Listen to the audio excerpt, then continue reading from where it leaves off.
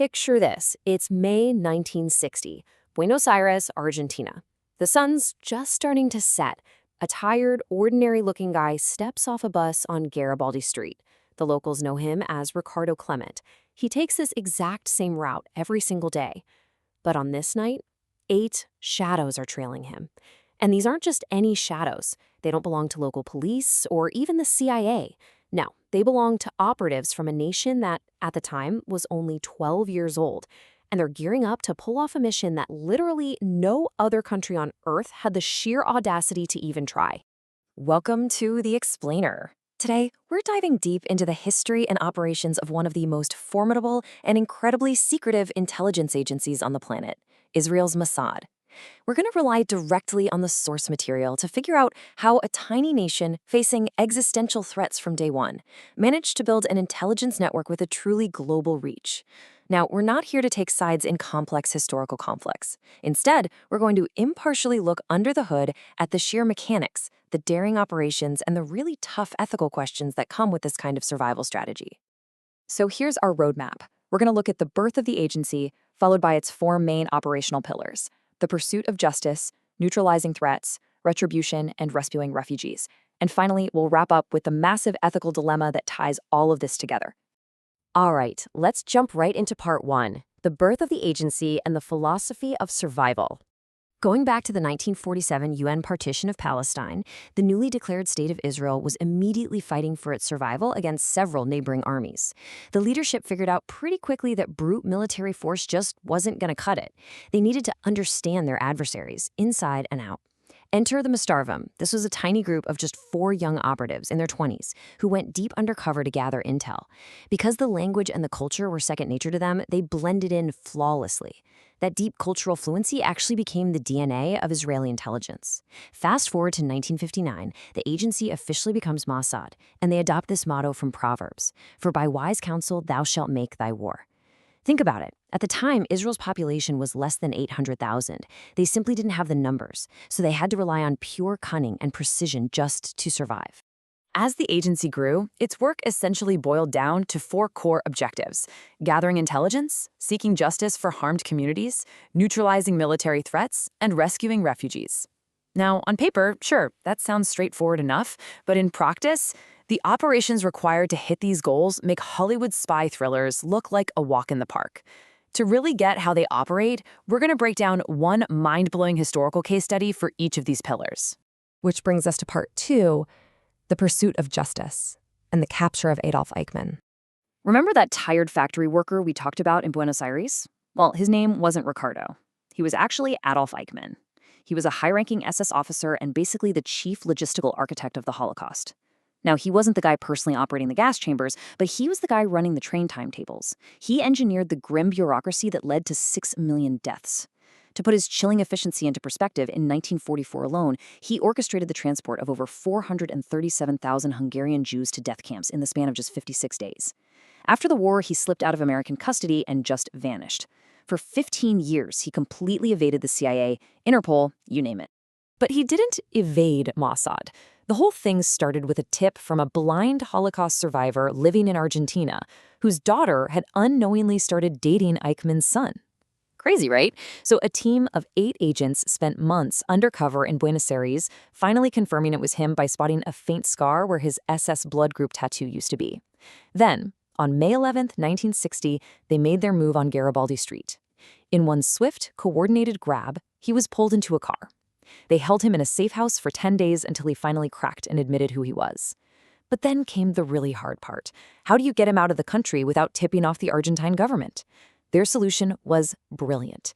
They heavily sedated him, dressed him up in the uniform of an LL flight crew member, and essentially smuggled him onto a special diplomatic flight right back to Jerusalem. The aftermath of that flight literally changed history.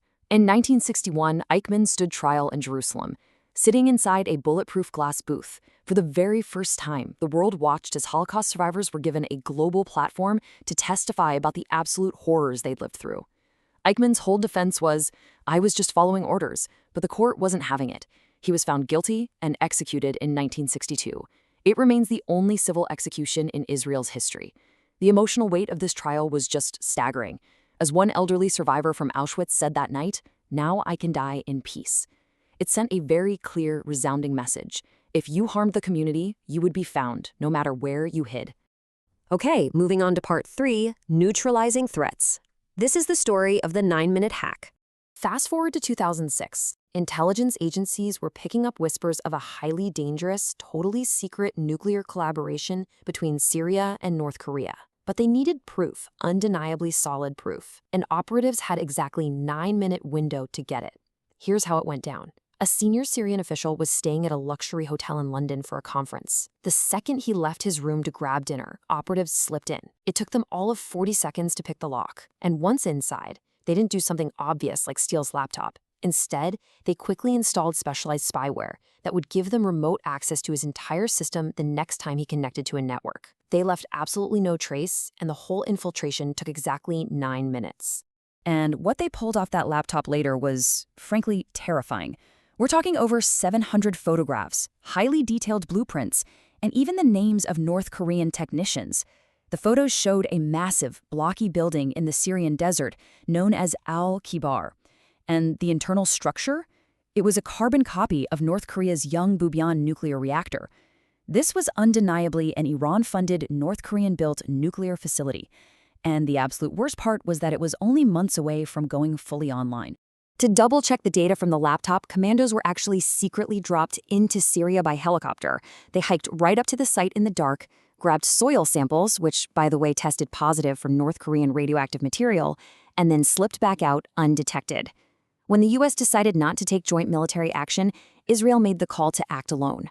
On September 5, 2007, in an incredibly surgical operation that lasted just 20 minutes, Israeli fighter jets jammed Syrian radar and completely leveled the Al-Kibar facility.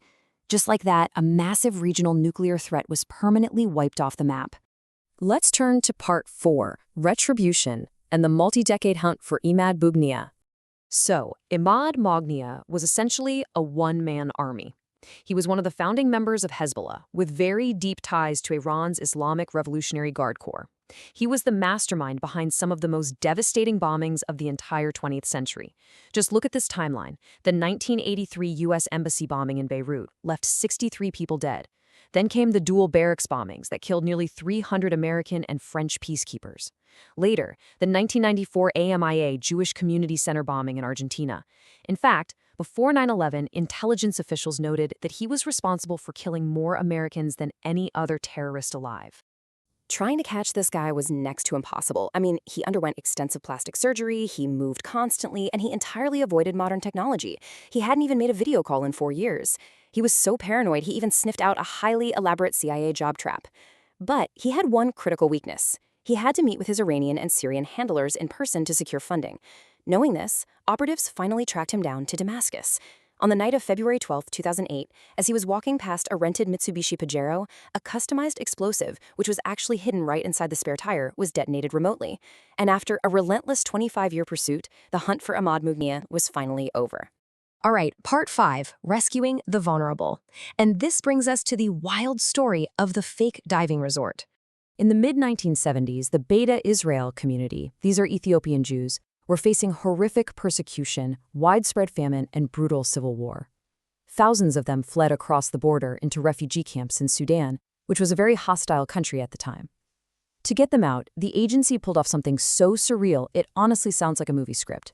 They set up a fake diving resort on the coast of Sudan called the Aros Hotel Village. By day, it was a totally legit, fully functioning luxury resort serving actual European tourists. But the senior staff? They were all undercover operatives. By night, they'd hop into trucks, drive hundreds of kilometers deep into the desert, pick up the Ethiopian refugees, and smuggle them back to the resort's private beaches. From there, Israeli naval boats would secretly ferry them across the Red Sea to safety. There's actually this hilarious story of a Canadian tourist who almost blew their cover because he noticed the so-called European managers cutting their salad with very precise, distinctively Israeli-style chopping techniques. The sheer scale of this humanitarian rescue is staggering. Over the course of 3 years, more than 6,000 refugees were saved right through that fake diving resort. And when the operation eventually had to pause because of bad weather and disease, the CIA actually stepped in to help. In 1984, hiding behind the guise of delivering food aid, American C-130 planes covertly airlifted another 8,000 refugees straight out of Sudan. So in total, over 14,000 highly vulnerable people were rescued in these incredibly daring missions. Finally, we arrive at part 6, the ethical dilemma, justice versus revenge. Think about this. We are talking about an organization estimated to have only 7,000 to 10,000 staff members. Yet, this relatively tiny agency has completely altered the survival trajectory of an entire nation. But looking closely at the source material, a massive ethical tension emerges in their methods.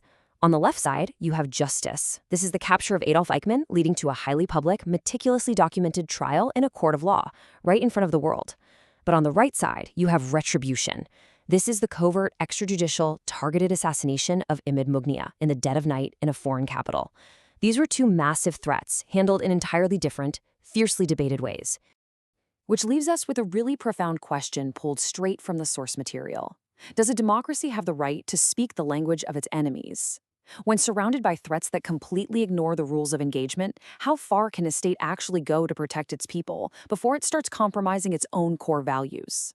Is a very public, legal trial always the better route, or is a covert, preemptive strike sometimes the only real answer? It's a complex, often uncomfortable reality of international espionage, and it's something I want you to chew on long after this explainer ends. Thanks for joining me on this deep dive. I'll catch you in the next one.